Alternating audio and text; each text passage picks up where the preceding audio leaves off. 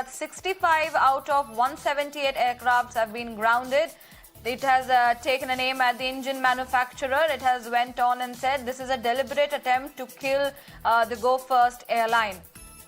Recently DGCA ने गो first airlines को direct किया कि वह अपनी टिकट ना बेचें और एक शो कोज नोटिस भेजा कि वह अपनी ऑपरेशंस को ठीक से क्यों नहीं चला पा रहे हैं और उसका 15 दिन में रिप्लाई मांगा, इससे पहले कि DGCA उनका कमर्शियल फ्लाइट्स को देने का लाइसेंस रद्द करे। ये सब भी एक ऐसी एयरलाइन के साथ होना जिसने 2 साल पहले ही अपने आप को रीब्रांड किया है, कई सवाल खड़े करता है about the health of our Indian aviation industry, जो अभी भी पैंडेमिक के लॉसेस से उभरी नहीं थी।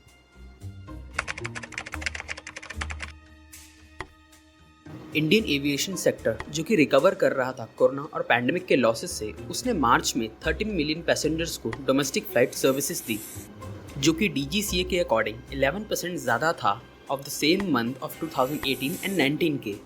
हमारी कंट्री में 148 एयरपोर्ट्स हैं और हम डोमेस्टिक मार्केट में 3rd लार्जेस्ट हैं in the world in terms of seat capacity.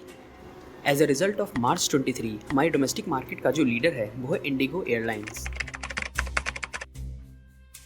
India's airline sector altogether suffered a huge loss of 50,000 crore in the financial year 2021. In financial year 1920, Indigo ही एक ऐसी airline थी जिसने profit book किया, वरना बाकी players ने सिर्फ लॉस बुक किया था। In the past few decades financial trouble की वजह से अराउंड 17 एयरलाइंस हैं जो मार्केट से एग्जिट कर चुकी हैं। हमारी कंट्री में एविएशन पॉलिसी जो है वो मिनिस्ट्री ऑफ सिविल एविएशन बनाती है under the act aircraft act 1934 and rules aircraft rule 1937, जिसके अंदर the statutory regulator authority DGCA बनी है, which deals issue related to safety, licensing, airworthiness and so on of the airlines. Indian aviation sector 1990s में अपने peak पे था क्योंकि तब इंडिया ने लिबरलाइजेशन पॉलिसी अडॉप्ट की थी और फिर इंडियन एयरलाइंस और एयर इंडिया की मोनोपोली को खत्म करने के लिए 2 मेजर एयरलाइंस को लाइसेंस दिए गए, जो कि थे जेट एयरवेज एंड सहारा। फिर भी मार्केट में इतना इंटेंस कंपटीशन नहीं था to keep the prices low.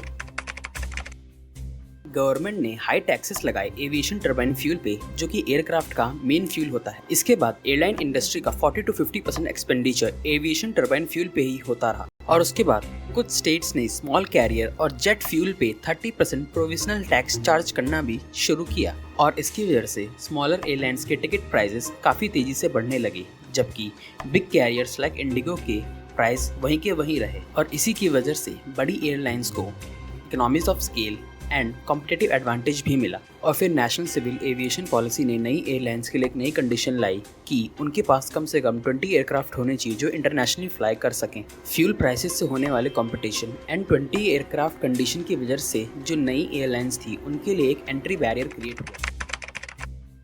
Most of the Indian airlines ने 20 एयरक्राफ्ट की कंडीशन को पूरा करने के लिए अपने प्लेन्स को लीज पे लेना चालू कर दिया। अब इंडियन एयरलाइन इंडस्ट्री के जो कमर्शियल प्लेन्स थे वो 80% अब लीज पे थे और प्लेन को लीज पे लेने की वजह से उनकी ऑपरेटिंग कॉस्ट जो थी वो अब काफ़ी बढ़ चुकी थी और उसके अलावा डॉलर प्राइस की बढ़ने की वजह से उनका लीज रेंट भी बढ़ जाता था और अब airline industry around 10,000 crore rupees का लीज पे कर रही थी। और इन सब के अलावा ऑयल प्राइस बढ़ने की वजह से एविएशन टर्बाइन फ्यूल का प्राइस भी बढ़ गया था, जिससे एविएशन इंडस्ट्री के कैरियर एक्सपेंसेस भी बढ़ गए।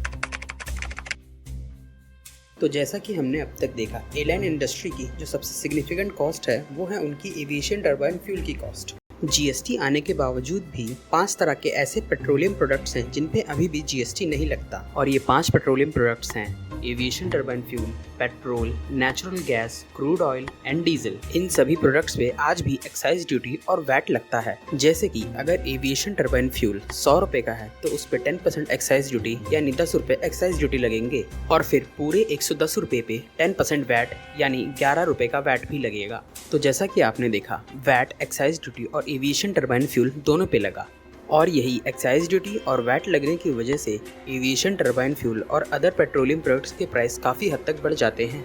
एक्साइज ड्यूटी को लगाने की पावर सेंट्रल गवर्नमेंट और वैट को लगाने की पावर स्टेट गवर्नमेंट्स के पास होती है, जिसकी वजह से हमें अलग अलग स्टेट्स में अलग अलग पेट्रोल प्राइसेस भी देखने को मिलते हैं और अलग अलग स्टेट्स इन 5 पेट्रोलियम प्रोडक्ट्स पे अलग अलग वैट लगाती है। सेंट्रल गवर्नमेंट 11% का excise duty aviation turbine fuel पे लगाती है, बट उन्होंने इंटरनेशनल फ्लाइट्स पे इसको एग्जेम्प्ट कर रखा है। यूजुअली स्टेट्स 28% का वैट लगाते हैं on aviation turbine fuel, but Delhi and Maharashtra government ने इसको 18% कर दिया है एयरलाइन इंडस्ट्री को देख के। कुछ समय पहले गोफर्स्ट ने खुद को बैंक्रप्सी के लिए फाइल किया। अब उसके 28 एयरक्राफ्ट आउट ऑफ 54 एयरक्राफ्ट अब ऑपरेशन नहीं दे रहे हैं और अब गोफर्स्ट का कहना है कि उन 28 एयरक्राफ्ट के इंजन में एक सीरियस फेलियर है और उन्होंने उनको लीज पे लिया था from the company Pratt and Whitney, जिसकी वजह से गोफर्स्ट को 10,000 करोड़ का लॉस हुआ। जबकि प्रैट एंड विटनी कंपनी का कहना यह है कि उन्हें उनके एयरक्राफ्ट का रन गोफर्स्ट से काफी टाइम तक मिला ही नहीं और गोफर्स्ट एयरलाइन को अपने क्रेडिटर्स को 11,463 करोड़ भी देने हैं। और अब गोफर्स्ट के सारे लेसर्स गोफर्स्ट से अपने एयरक्राफ्ट वापस मांग रहे हैं, इससे पहले कि कोर्ट गोफर्स्ट को मोराटोरियम अलाउड करे।